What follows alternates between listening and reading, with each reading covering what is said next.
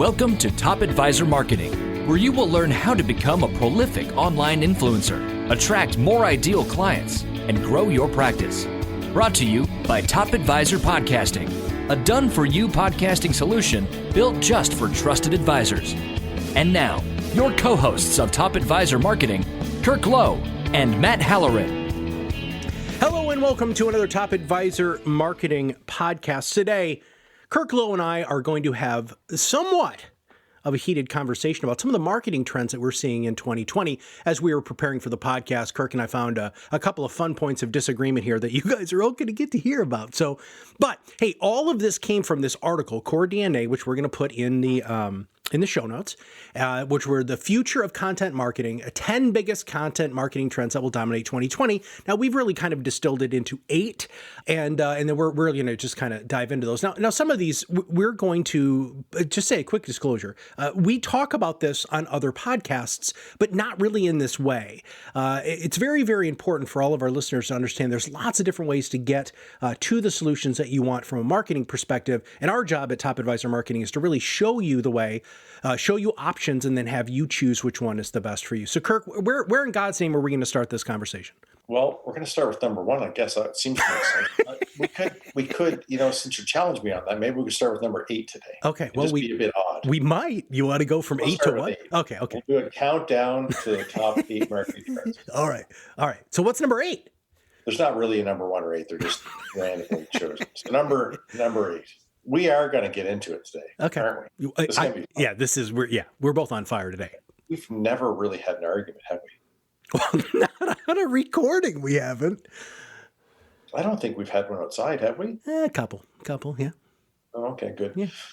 All good partnerships have clearly arguments. We're still friends, so. Yeah. So topic-focused content to build authority is trend number 8. We're counting down, everybody. Don't worry about it. You haven't missed the other 7. So topic-focused content to build authority. So if you are, this blends perfectly into what we're doing right here, right? So we want to make sure that that we're sharing expert content. We've said this probably 20 times, that you are competing and work in the expertise economy. And this is a trend that even if you're selling a product, you're going to have expertise around the deployment or the integration of that product or the use of it, right? There's typically going to be some authority around that or expertise. You can insert joke there if you like, because I'm sure there's lots of products where there's not much required expertise. But anyhow, having a website where you can share and having social media where you can share that expert content is really integral. Google doesn't value one-offs either, which is a really important thing to note, that if you're going to be perceived as an expert, you got to focus on a topic that hits your audience, and you have to have all kinds of content that supports that. In other words, there wouldn't be much use for Matt and I to do 5 podcasts or 2 podcasts, let's say, one on branding and one on podcasting or micro-influence, which are our core things that we do here. It wouldn't make much sense. They'd be standalone. Google wouldn't give us, right? Yeah. And are really proven we're the experts if we can only talk about, a couple different things and not get into more and more detail. So when you think about putting yourself out there into the world, to the marketplace, think about topics and expertise that you can give your audience that they really care about. This is where it's really important to develop a niche expertise and a niche audience so you can narrow down what you're talking about and try to attract the right people. Yeah, I want to jump in here, dude, because here's the thing. The commoditization of our industry and in many other industries, the one thing that can't be commoditized is the human experience and the relationship. That can't be, at least not yet. And so when you talk about products, right? So let's really quickly, let's say cars, right? When I go in to purchase a car, I don't want a car expert. I don't care. I've already done my research, right? There might be a couple of options that I want somebody to be a little bit knowledgeable about. But the last thing in the world is I don't want somebody who's going to start telling me about the horsepower and the torque of this latest car because I probably already figured that all out already. I want somebody to make sure that I am feeling comfortable with my payments, all of that stuff, right?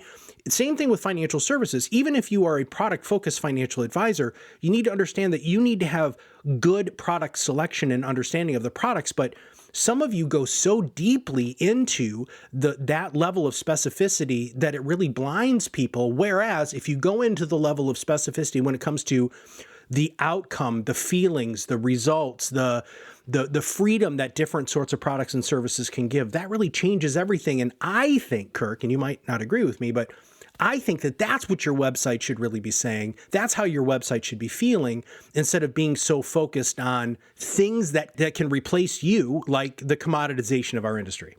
That make any sense? I mean, this is really what we talk about all the time. So I feel like we're getting into semantics that we might not need to with our listeners. And I was thinking about buying a car, but I've never gone and bought a new car. I know it might sound crazy. I've never, ever bought a new car. And honestly, I don't plan on it. So any research but I would think that if I was buying a new car, when I was younger, I'd go in there and I would have said, tell me about this car. Right. But now I would likely go in there and want somebody to tell me which of the cars that you have is the perfect car for my life. Yeah. And why. And I'd be more deliberating over that likely than I would how many horsepower it has. Yeah. Things like that. So so we're talking about the same thing. All right, number 7. Yeah. So number 7 is podcasts keep catching on. So podcasting keeps growing and growing. 550,000 podcasts were available or out on the marketplace at the end of 2018.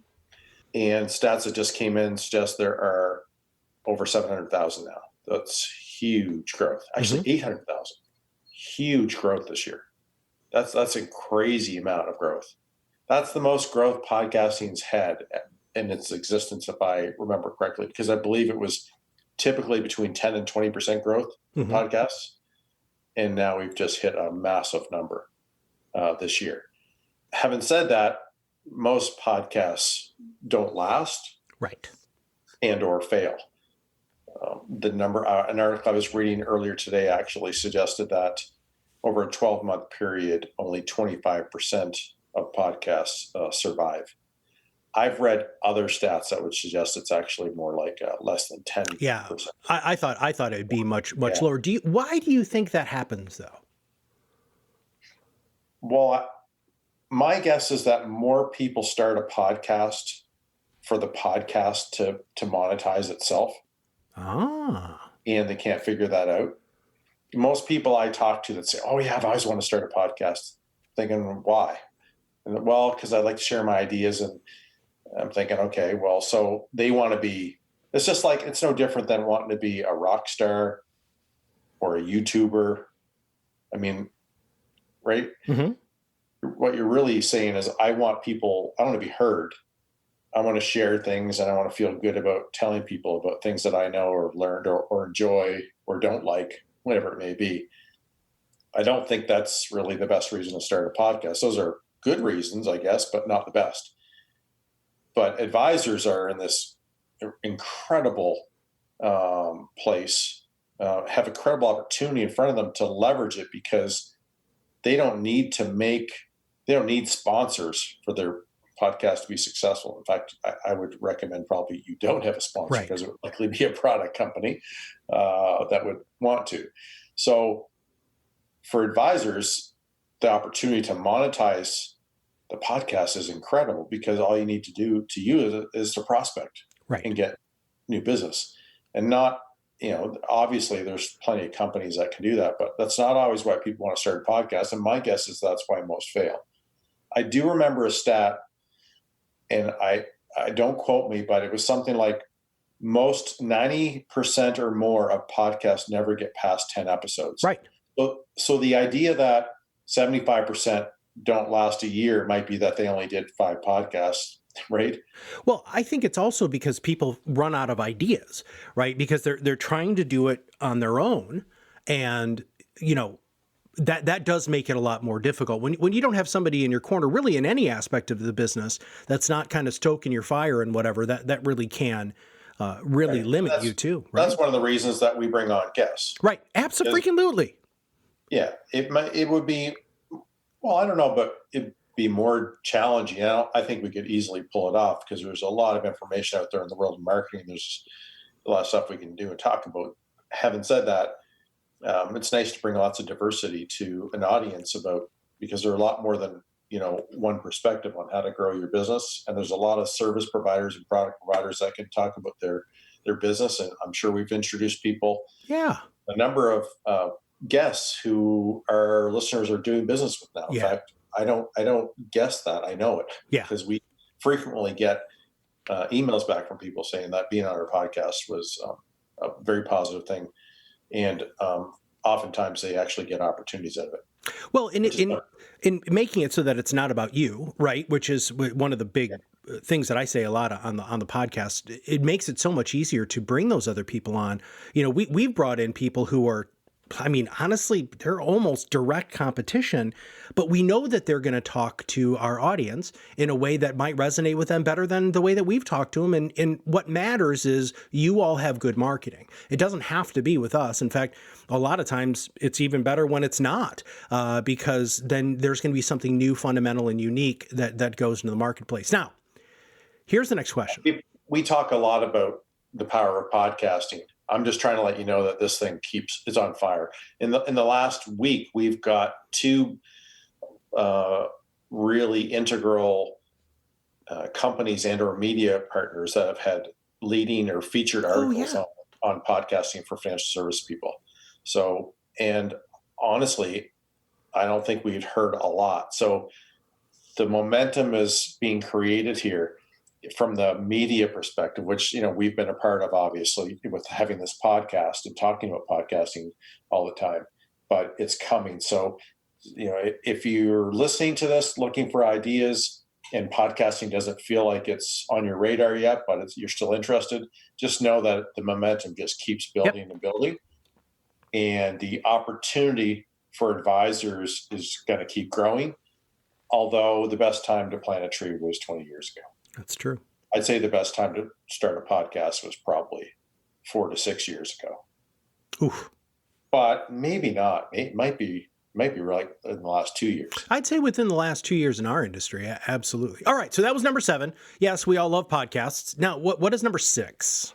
So this is a really interesting one, and one that when I first talk about it, my guess is a lot of listeners are going to think it might not apply to them, but don't hold your judgment until we finish talking about it. So content gets tailored to voice search and smart devices.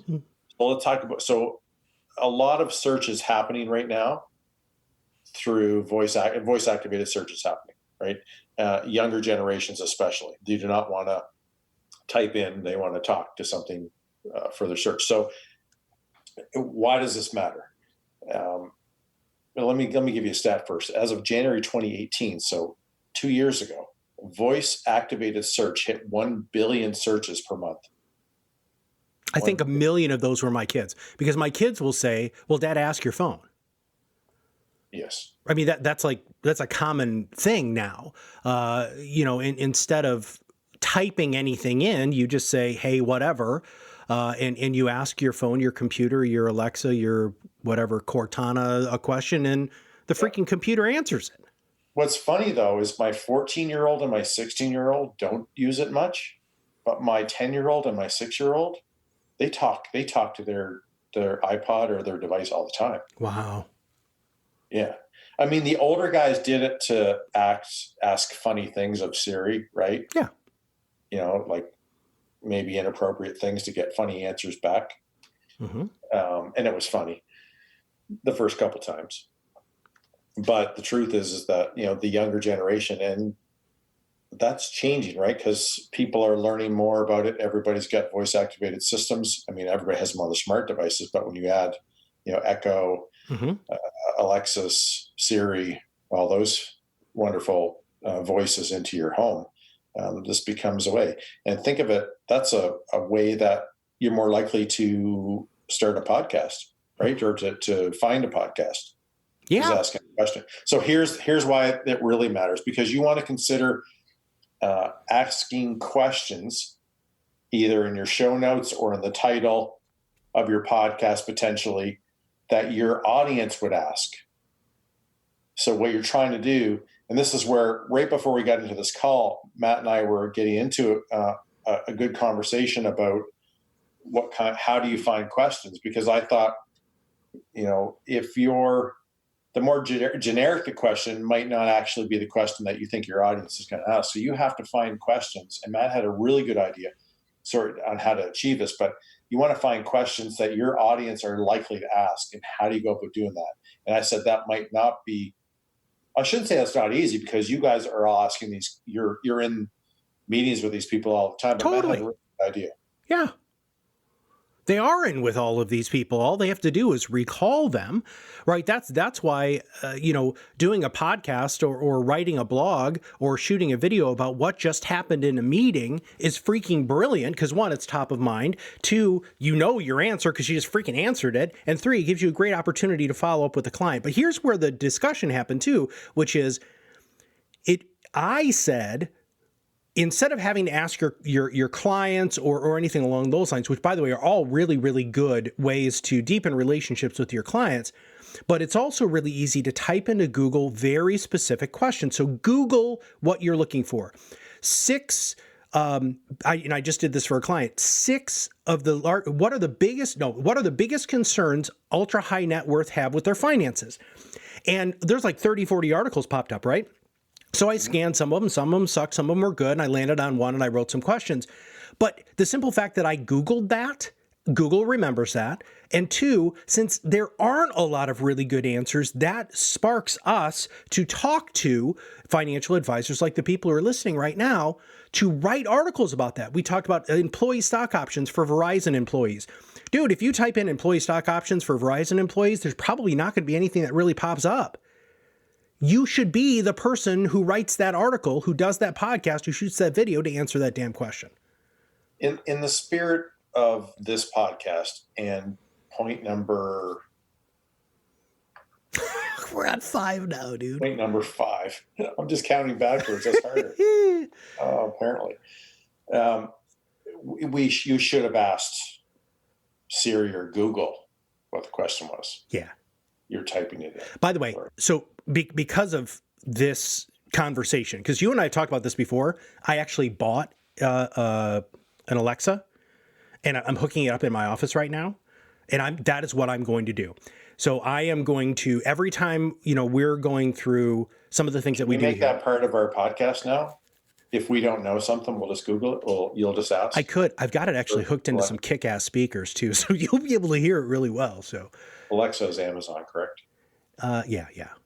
Maybe I bought a Google Puck. I don't remember which one it is. Google, from a branding perspective, they got the right one. Hey, Google. Yeah.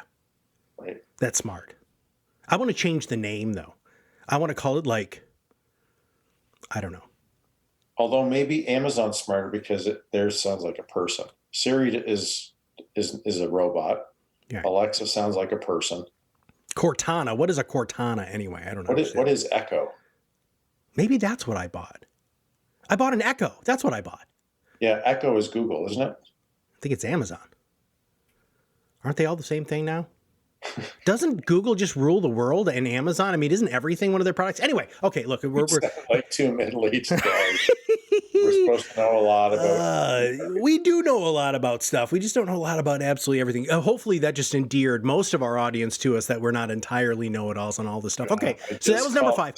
I just called myself middle-aged. You did, and I did not fully agree with you. I just want you to know that right now. So next, number 4, which is conversational marketing. Right. So this is interesting because we firmly believe that marketing is fundamentally changed. You have to market to your audience in the medium they prefer while they're there, but you also have to have a conversation. It's no longer talking at people. How is this evolving? It's a huge transition from advertising now to more, relationship building. Mm-hmm. It's massive, right? Lead gen, we talk about lead generation is dead. It's all about building. It's relationship building is what we're in now. The now inappropriate marketing concept that used to be called build your own tribe, or build your own audience. That that's what you're trying to do here. And you're doing that through having conversations. You're not trying to sell to them, because selling to them doesn't really connect with them. Mm-mm. So how do you connect to your audience? And so you have to have conversations. We've all experienced on LinkedIn or other social media platforms somebody abusing the best practice, which is start up conversations, add value, please stop sending messages that say, will you do business with me? Or, have you created a plan for 2020? I'm a coach who does business plans. I never got one of those from Joe, by the way, our friend, Coach Joe, who does business planning. But as an, I get these every week for sure. And some are sponsored through LinkedIn, and some are just, we've connected with me. And the funny thing is a lot of the time, I'm not even the person they think I am. Dude, I was just going to say that. That just happened to me today. And I got snarky and wrote this person back and said, this is the problem with an automated LinkedIn system. You have no idea who you're talking to, and now you look foolish. Yeah, I actually wrote that. I've not gotten snarky. I try to be helpful and saying, you might. Oh, I got snarky. But yeah. Dude, I get like 100 of those a week. It drives me insane. I know, but we invite people to connect through LinkedIn too. Yeah, but we don't shill them right away, right? We want to begin the conversation. We really don't. All we do is try to get people to listen to our podcast. That's it. Not try to sell them. I don't want to. We live by this. I don't want to sell. Nobody's going to do business with a company that has a larger ticket item and be like a car company's trying to sell something through social. I mean, you're trying to get them excited about what your car does, what it might mean to their life, how cool it would be driving it, and then just building a relationship with them and building your brand. It's the same thing with what we're doing, right? Yeah, we don't say, hey, what do I need to do to get you into this podcast today, right? I mean, that's not what we do. What's really holding you back? What are the real concerns you have with podcasting? No, we don't do that. We ask great questions like, tell me about your practice. Dude, funny because this has to do with relationships. One of the ways to build, I believe, one of the greatest relationship things is not being the solution, right? This just happened very recently. I was actually at a conference and this person was like, hey, blah, blah, blah, blah, blah. I want to do this. And, I think you guys have my solution. And I looked at him and said, no, we don't. He's like, what are you talking about? Like, no, you need seminars, dude. What your target audience and where you want to go, you want to do seminars. That's your first line of marketing defense or offense for that matter. And he just laughed and he's like, well, do you sell seminars? Hey, I don't sell seminars. I can refer you to some people who do, but that's not really the point. The point is, and part of a relationship, part of being this credible authority is not necessarily making your solution the solution for everybody, because it's just not. Let me guess at why you thought seminars were better. I'm going to guess that they didn't have they're younger and didn't have much of a network, and they need to build up some short-term opportunities at the expense of long-term opportunities. So that was 80% of it. And then the other 20 was they only wanted to work with people 65 and above, which we know is not the largest consumers of podcasts. Well, eventually they're all going to be listening to podcasts. Of course. It's going to trend that way. People just don't stop listening to them at 65. Right. It's just that the generation is less familiar with them because they haven't grown up with it. Right. But the other thing that you said was really true. Sorry to interrupt, but it was very true. It was very small network, have to basically solve a problem that's going to be a quick fix, and anybody who fogs a mirror. Right. Which that we believe in momentum marketing. Everything we're talking about today has to do with building momentum. Right. And what happens is when you finally have built that momentum and you gain that momentum, you notice the momentum, and then you don't have to do those quick pops. Or if you do the quick pops just because you like to do it and you're good at it, that's one thing. But momentum marketing is fundamentally different. Relationships are built on momentum. They're not built on transactions. Number 4. I'm just going to go ahead. Is that all right? Yeah, keep going. Oh, crap. No, we just did number 4. That's why we said We're at number 3, which tell us what number 3 is. You're funny. User and search intent drives content creation. So what I mean by this is what people are looking for and what they need and what they want specifically to fit their needs is what's driving content creation. So people more and more are looking, marketing is being driven by what people want to know and need to know versus what companies want to sell. This is just the same story we've been telling here, which is the audience needs expertise, and you have that expertise, and there's a gap, right? I call this the knowledge gap. I've got I've got an article coming out, actually would have already come out by the time this comes out, and the article is called Competing in the Expertise Economy. And one of the first little graphs that I have is called the expert gap. You can call it the knowledge gap too. And that's that you have all this expertise, and there's an audience that really wants this expertise, and you got to figure out how to get it. How that used to happen was people would come into your office and sit there, and over time they would slowly learn. Although I would say in the past, and still happening a lot right now, is that a lot of people in the financial industry aren't really about educating their clients. They're about advising them and then helping them make a somewhat informed decision and then just doing it for them. Or in some cases, selling somebody something. But that's changing because, and this is a perfect example, right? The map that, what we're talking about today, that what people are searching for and what people want to know about is what's driving creation. So you've got to figure that out. What we talked about a little bit earlier about content getting tailored, about conversational marketing, all these things are about getting people, about topic focused content is building, to build authority.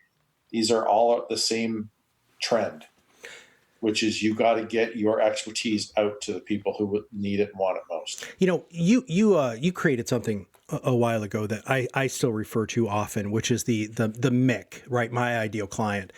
And we were presenting somewhere, and you had presented this my ideal client thing, and I just sat back and I just smiled because I never really thought of it that way, that when I am writing, when I am speaking, when I'm doing whatever, when I'm writing content or copy or a blog, that I should be able to close my eyes and see exactly who I'm writing to, right? All of you should have that. You should have in your mind, not just physically what the person looks like, but psychographically. What do they like to do? You should know that immediately. If we ask you the question, describe your ideal client, it can't be people ages 65 and above have over $250,000 of investable assets. No, that's not your ideal client. That is a demographic. I want psychographics. What do they like to do? What color hair do they have? Do they wear glasses? Are they really well dressed? Do they wear flip flops and a t-shirt? That's the sort of stuff that you guys need to get really, really deep in there. And Kirk taught me this, and it's something that I use now every single solitary time when I'm writing an article or when I'm creating content for the company. I'm always thinking of what our ideal client is, or who is the ideal person to listen to what I'm writing, and everybody needs to do the same thing. That was you, dude. If somebody ever tells me part of their demographic for their ideal client persona or profile, if they ever said I only want to work with people with blonde hair, I'm going to hook them up with you. That's fine. Yeah, because I don't know how to get them there. Oh, I do. I got you. Send them my direction. Yeah. You're going to what? I got them. I'll be able to flesh out a lot more than that. It's all the questions. You ask, dude, I learned these freaking questions from you. What are you talking about with the blonde hair? You're the one who taught me the whole thing. I know, but I was trying to be descriptive, dude. Come on. I know you are. I'm just making sure that you know how nutty you are sometimes. Hey, I live. Nutty is that's the perfect word for you. It is. I'm truly nuts. All right. So that was number 3. No. Yes, 3. Number 2. Number Oh, 2. man, you're doing a great job. I know. We've both had a lot of difficulty counting from 1 to 8 today. I never go backwards, dude. You have really got me off my game as a podcaster. But I like this one because number 2 is about video and live stream. The next one's really cool, and we both experienced it recently. We did with Jay. We did. So video and live stream take center stage. So I don't know if you've experienced live streaming coming at you from a marketing perspective. It depends on whether you have time, but it's a thing, and it's a lot of fun. It's much different. It's kind of comparable to being on a live webinar, except what I find to be the most difficult thing about being on webinars is typically you talking to a whole bunch of people. Yeah. The expectation is that, at least, and that's how it feels. But a live podcast is what we were on, each of us, with our friend Jake Coulter. And it was a lot of fun because you're having a conversation. That conversation was streaming live. There was no room for any to edit out any expletives. Nope. Which we don't usually say, so we were fine. But it was really fun. But I can say that interrupting people in their day, I'm not a huge fan of that. But I think the hype of it, of, oh, look, I can experience this right now. Well, I got some time right now. I think that's pretty neat. And when you do it through LinkedIn, as an example, and if you're doing it through Facebook, I suspect the same thing, but I don't know the answer. But I know in LinkedIn, when it's live, you get a notification. That's right. And so that's kind of a neat thing, right? You're out, it's like posting somebody an article, but the live event is a lot more interesting because it's going to be gone. Yeah. If you don't go, which is not actually true because they save it. It just goes. You can go watch it. In fact, you can go watch the one. I would strongly recommend the one I did with Jay over the one Matt did.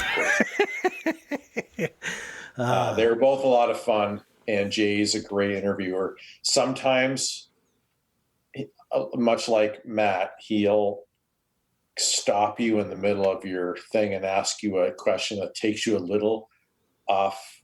No, it's not off topic. Certainly, it's always on topic, but to go on a little tangent with that, I guess it's not tangential if it's just, anyway, it gets you in more depth about something. And this will not surprise you, but him and I were doing a podcast on my 14 rules of marketing success. And he said, we've got 20 minutes. And I laughed and I said, no problem. We can get her done. I was thinking, there's no way. I got 14. That's like basically a minute each, right? There's no way I can. Oh, that's funny. Anyway, we only got halfway through and it was 36 minutes or something. Yeah. So it was going to be an hour and 15. So an hour and 15. And I thought for that brief moment, I could get it done in 20. I don't know what that means about me, but you're wildly optimistic in your time. These podcasts are supposed to be 26 minutes, and you and I haven't done a 26-minute podcast ever. Ever. Yeah. With the 12 days of marketing, so the last 12 days of marketing that we did, our team said they need to be 12 minutes apiece. No, we did one that was 20, didn't we? Yeah, that was the shortest one we did. Hey, it was good stuff, though. It was good stuff. Okay, I just want to touch real quick. Apply for LinkedIn live stream. Yes. You can run these on Facebook. Yep. I don't know what other YouTube can you do on YouTube? You can. So I was just actually going to touch on that. So you can do Facebook Live, LinkedIn Live. You can live tweet, which compliance would freak out about a little bit, I think, and then do Facebook Live. But here's the thing. It is magnificent for you to see what people interact with when it comes to your live streaming, because once you build up that tribe, that audience, right, that the people who are truly going to be listening to you and tuning in, you're going to see increased engagement over that timeline. And then you can go back and review that timeline to see truly what people are very interested in, which is super duper fun, but it is not overnight. Unless you are a celebrity now, you're going to have a little issue with finding out exactly what people are reacting to until you have a little bit larger of an audience. Now, the last one here to wrap up our 8, I'm gonna go from the top here. Topic focused stuff, right? We want to make sure that you're not doing one-offs. If you're going to ring a bell, if you're going to start blogging, start podcasting, doing video, you need to commit to it for 18 to 24 months. Number two, podcasting is blowing up. We have an enormous amount of people are consuming podcasts. We know that people who listen to podcasts are generally delegators. They're higher income and they're higher educated, which generally means that they're going to have more assets for you. Next, make sure that you're getting the personalized content, that it's truly yours, which is kind of some of these other ones. Okay, voice search. Right? No matter if you Google it to find out, or if you're the person creating the content, or you're asking your client specifically, which by the way is a great conversation to have, make sure that you are answering questions and including those questions in your SEO. Next, conversational marketing. Make sure that you're always having a conversation, that you're not selling. We also want to make sure that you truly understand who your ideal client is, that my ideal client profile. When you close your eyes, you should know exactly what the person looks like. Next, apply for LinkedIn Live, and then you have to apply for LinkedIn Live, but you can also do Facebook Live on your company page, which I highly recommend that you do if compliance lets you. And number one, Kirk Lowe, is what? Results-focused content. Okay, what does that mean? Like that when you're pitching, when you're providing your expertise in content, when you're writing it, videoing it, speaking it, it needs to be about results and actionable things for your audience. I've given this example a couple times in our 70 episodes, 60, 70 episodes that we've done together. It's probably more like 100 now, if I include the small ones. That I had written an article one time about 10 biggest mistakes I see advisors make in their marketing. Oh, yeah. And somebody called me out on LinkedIn, which was really cool, and said, you sound like every other consultant or marketing consultant in this industry, is that you're always telling us all the things we're doing wrong, but you never give us, solutions to do a better job outside of buy my product, right? So I had written 10. So what I did was I committed to 5 follow-up articles to this person on LinkedIn and said, I will give you all kinds of solutions. I'll tackle 2 at a time. And it was a lot of fun. I ended up doing a video of that guy's marketing as a demo, which ended up being what not to do. But he was gracious enough to sign up for it. And then I professionally broke down things that he needed to work on, which ended up being free consulting for him. So I think he got something out of it, and I was professional about it, which I try to be. And it worked out, but it was really interesting to be challenged online for not providing, actionable thoughts and ideas. And so you need to consider that. Now, I recognize there's the compliance side of this, but you should be able to give people real advice on how to solve things and not just say, you got problems, you got problems, you got problems. It's not about fear. Content marketing is not about creating fear. It's about educating people on what to be careful or concerned about, or where they need more information, what that information is, or how to get it, and what to do about it, and then what to do with it. And I know you can't give specific advice on certain things, but you can give general advice, and you can give people. I mean, that's what this industry is supposed to be about anyway. Yeah. Well, so really what this comes down to is be valuable, which is really interesting because that's one of the 14 rules that I talked about the other day, which is a podcast that's coming out just prior to this one. Well, and not only that, but when you're answering these questions and you're not creating fear, you're also building confidence that you're the person who can answer the questions.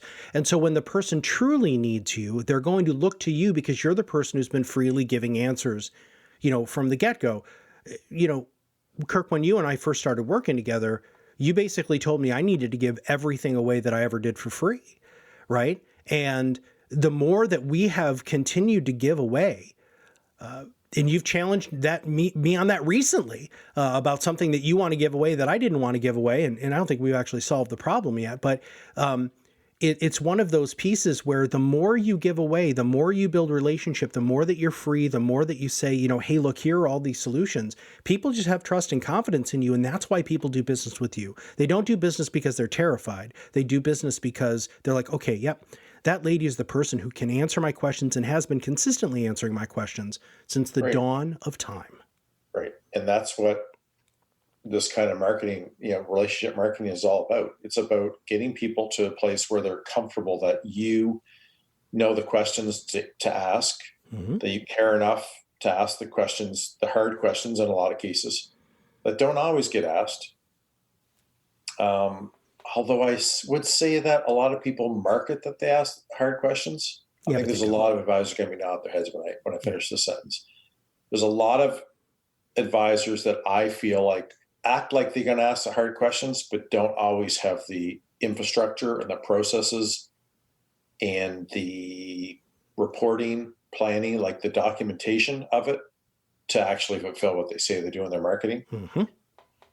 And that's unfortunate, but I think the biggest part of the problem is how many things an advisor has to manage to not just own a job, but to own a business.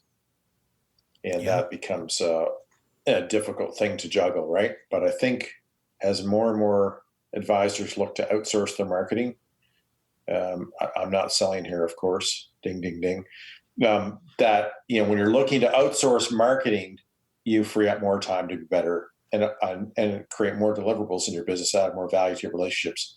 And by the way, that's one of the best ways to get more referrals too, right? Right. Combine that being more valuable with having better marketing. That's a slam dunk formula right there. Well, and it's not just marketing, right? It's your financial planning process. It's your trading. It's your, there are a bunch of broker dealers out there now who have outsourced operations. You can outsource an enormous amount of stuff, which will allow you to truly be that expert that I think a lot of you have always wanted to be. There are people who want to be generalists, and that's fine, and you have your place.